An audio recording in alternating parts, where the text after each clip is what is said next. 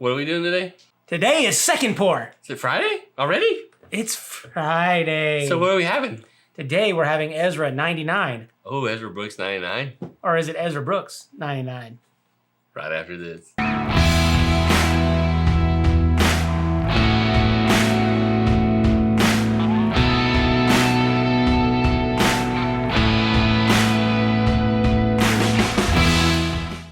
Welcome to Second Pour. My name is Zane. And my name is Jeff. And if we don't bobblehead enough, then it's just not nearly as fun. So, what are we drinking today? Ezra Brooks 99. Ezra Brooks 99. So, not to be confused with Ezra 7. Your barrel strength? Yeah. That's funny. Oh. It's in the same bottle. But not the same liquid. Oh, that's interesting. So, this Marketing. is clearly Ezra Brooks' response to the 100. Oh, yeah. Oh, sure. Of course.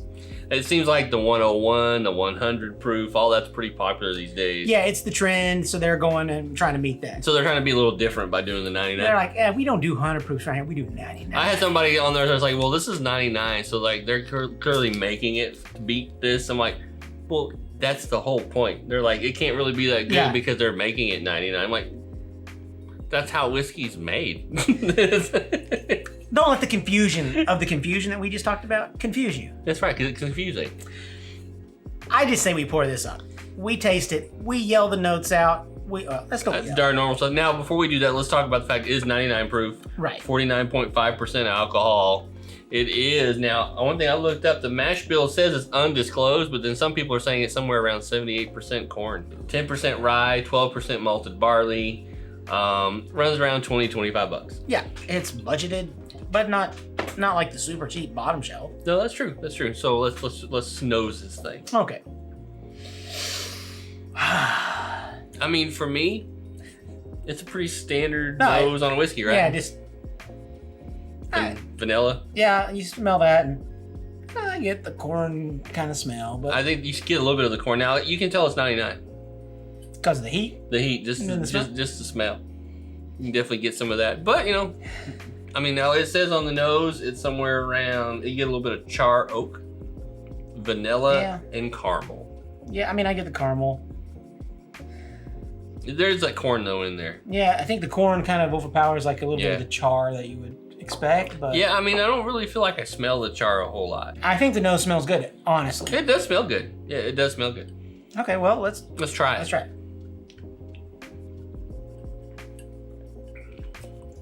Now, to me, the corn is a lot stronger on the taste. But the heat's nice. No, it is. But, I mean, maybe it's just me today, but I am tasting like grassy cucumbers. Grassy cucumber? Yeah. I don't think I've ever had grassy because cucumber. Here on Second Pour, what's the difference between grassy? We're the experts. We're not experts. What's the difference between grassy cucumber and regular cucumber? Well, regular cucumber's crisp, clean, you know. Grassy cucumber is like sweaty, cucumbery. Oh, sweaty cucumber. And that's why it's better to say grassy. So the palette on this, right, is caramel, vanilla, chocolate, and spice. I'm not really even... No, I don't get that. I'm not getting a lot of the chocolate either. Now, I am getting the spice. No, yeah, you get the spice and the caramel for sure. But the caramel, I think, is sneaking on you because of the corn content. I think you're right. Yeah. I think you're right. It's the sweet, kind of that sweet end of it there. For sure. Now, on the finish, it says the dry finish with caramel, vanilla, oak, and leather. Yeah, now I get the dry finish, and I definitely get that oak finish. Not the charred barrel or the really oaky bourbons, but that it's all on the back end. Now, for a 99, I feel like the finish is very fast. It's a quick finish. I mean, you can just drink it and keep going. Yeah, actually, maybe we've been drinking too many barrel selects and barrel proofs and all that stuff that I don't know. We're getting inoculated to high point, but it's really warm up the front, and then it's just but it disappears. There's not a lot of that hug thing they're always talking about, right? The warm hug that a bourbon will give you. Now, here's what I want to do. We didn't even talk about doing this, but I have a little bit of Ezra 7 still sitting around. Same bottle, same everything. It's everything, except it's a 7-year. It's a barrel strength. I say we try it with this and see what it tastes like. Let's give it a go. Let's compare. Banana. Banana. So,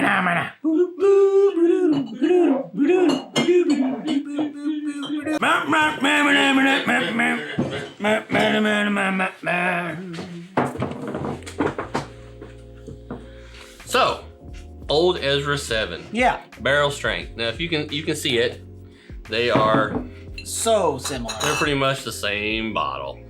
I mean, it's the same. It's the same bottle. So they're definitely trying to kind of upsell. So let's put this in different glasses. Sounds bueno to me. So we'll just pour a little bit of this 7-year in here. A little bit of 7-year in there for you. Yes. All right. And then we gotta nose it too. I have to pour a little bit of this time. Splidged and splooged. Notice that was not nasty. That wasn't nasty. Impressive. But the spillage on my finger had to go down. Okay, so there's the 7. There's Ezra Brooks. Okay, so let's smell. Wow, so the corn is really strong. Really strong on this one. It's gone on that 7-year, isn't it? Yeah, it sure is. Yeah. Getting a little, the caramel is sweeter. Yeah. It's.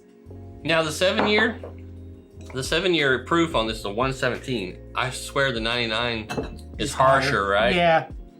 But again, we've had that bottle open, so it's probably flashed off some. A little bit, I think. So maybe it's a little unfair. Okay, so let's try the 7 for a second.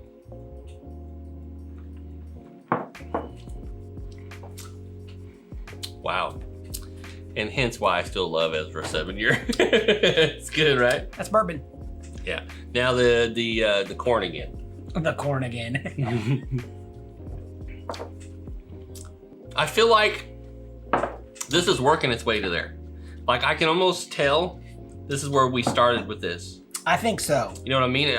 I really feel like, okay, the 99 is the early son of the dad. Is it the maturity that we're tasting that's different? I mean, is it the age statement itself? I don't know. I mean, I'd be curious if the mash bills are very close to these. We don't know that. Now, they says here on this one, charcoal mellow, so it's definitely charcoal filtered. Yeah, I mean, the coloration between the two, I mean, in the bottle they may look close, but obviously this hasn't sat in a barrel as long, maybe. Oh, clearly not. You know, but we do know, like I said, this is pretty easy. It's a 7-year. Well, it's what this the youngest whiskey in it, 7 year, right? This one, yeah, exactly. Is that how they have to do it? Yeah, exactly right. Yeah. No, yes, that's right. Right, that's right. It could be some 12 sitting around in that bottle. Yeah. Now this one we know is 2, but there could be some 7-year in that. So they're blending this. Yeah, so. they are. I honestly, this isn't bad. It's just no, not at all. Comparatively, you can see the adventure that they're taking you on with the line, so to speak. All right, so let's rate this thing. Okay. All right, so for me, I mean, I think this is it's a decent budget whiskey. I'm trying to think about how this would taste compared to like the budget whiskeys we just did recently, where we decided what the best budget bourbon was. I think this one would be a very strong candidate to gone in there. Yeah. I give it a 2. Yeah, within that category, I wouldn't go over 2. But it being a budget whiskey, I mean, this is not bad at all. No, it's a good whiskey. I think for the price it is, the heat you're getting out of it, and the quick finish, it's an enjoyable whiskey. Yeah. It's got some of that sweet stuff in there. It's dry, but it's not too dry. Yeah, no, and it has just enough nuances that it's enjoyable. You can sip it, maybe even try to pick stuff out and have conversations about it. I kind of like those. Yeah. The nondescript whiskeys that are just total ass that you just like, yep, that's ass, and then you're like, there's nothing to talk about. Yeah, those aren't fun. The nice thing about this is like the complication in it. Right? Yes, yeah. It's not so complicated that if you're a new guy coming to whiskey, a new gal, this is not so hard to break down. It allows you to feel kind of empowered that you know how to enjoy whiskey a little bit. But truth be told, this has a lot of the nose and smell and flavor of that Knob Creek. Oh yeah, I can see that. It does. You're right. So, I mean, if you're a big fan of that, jump on this one because it's actually very similar, not as hot. Yep. And I think if you're a fan of Ezra Brooks, let's say the 7-year, you're probably gonna like this one too. Oh yeah, I think you would. So I mean, I think it's just a little sweeter on the smell and the corn, but other than that, I mean, I think this is headed toward for sure. So what do you guys think? Have you had the Ezra Brooks 99? Because it just came out, I think this year. I think in January. I have no idea because I just don't know. I think it came out in January of this year, so it's a fairly new bottle. it's not like Ezra Brooks is new. No.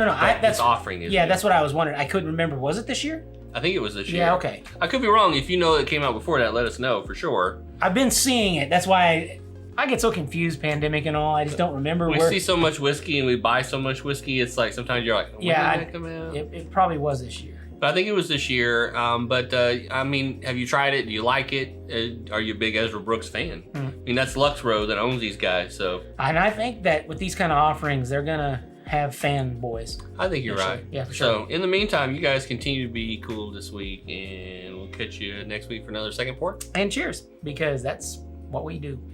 That's Why right. do we cheers? Because we don't want to say go away. We're done. We're done with you. We're done. We're over. No, we're not. We love you guys. Cheers. Cheers.